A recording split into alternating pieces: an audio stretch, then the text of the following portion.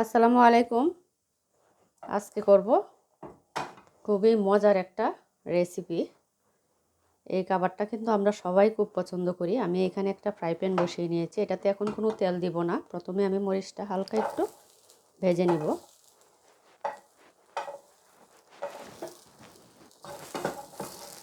মরিচটা একটু ভেজে নিয়েছি। এখন দিয়ে দিব অল্প করে একটু তেল।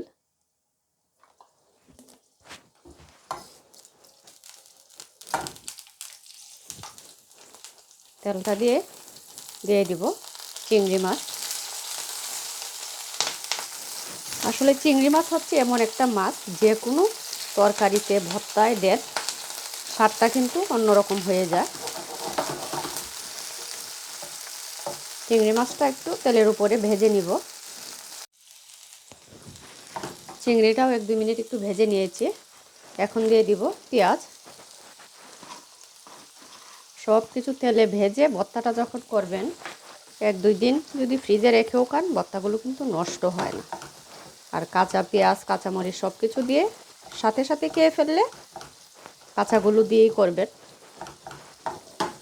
এখন পেঁয়াজটাও, চিংড়ি মাছটা ভাজা হয়ে গিয়েছে। আমি এটা উঠিয়ে ফেলবো, কারণ খুব বেশিক্ষণ ভাজলে চিংড়িটা কিন্তু শক্ত হয়ে যাবে। কাঁচামরিচটাও উঠিয়ে নিয়েছি। এখন পেঁয়াজটা একটু ভাজা হয়ে গিয়েছে। এখন দিয়ে দিব বরবটি।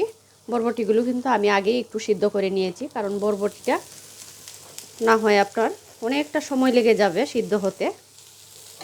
এখন এটা পেঁয়াজের সাথে 1-2 মিনিট ভেজে নিব।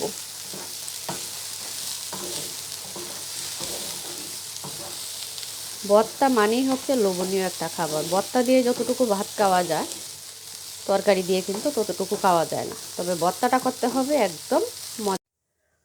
ভর্তার জন্য সব কিছু রেডি, একদম ভেজে পাটায় তুলে নিয়েছি। এটা পাটায় বেটে ভর্তাটা করব। প্রথমে আমি কাঁচামরিচ আর চিংড়ি মাছটা বেটে, বরবটি, চিংড়ি মাছ, কাঁচামরিচ সব কিছু সুন্দর করে ভেজে নিয়েছি। এখন দিয়ে দিব পরিমাণ মতো লবণ, দিয়ে ভালো করে মেখে নিব। আমার পাটাটা ভালো করে সব কিছু বেটে একদম মিক্সড করে নিয়েছি। এখন দিয়ে দিব একটু সরিষার তেল।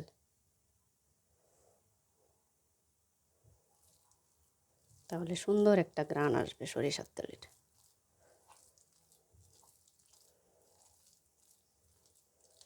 খুবই মজার মুখরোচক ভর্তা। এখন গরম ভাতের সাথে এটা খাবো।